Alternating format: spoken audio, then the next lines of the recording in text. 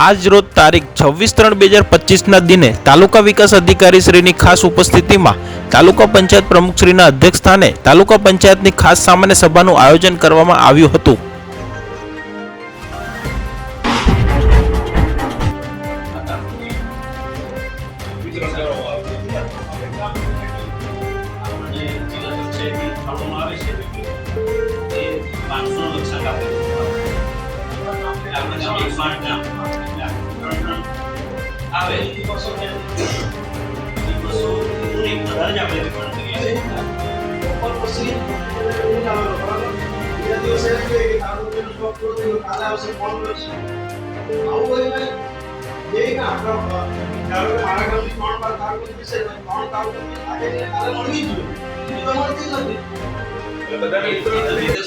સંસ્થા વિતરણ કરે છે આપણે કેન્સલ કરો શ્રીરામ એગ્રો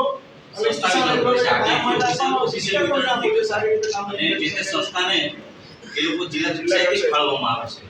લક્ષણ કોને જિલ્લા કક્ષાએ જિલ્લા કક્ષાએ આપણે કામ મોટી કેમ નથી એનો જવાબ આપો મને।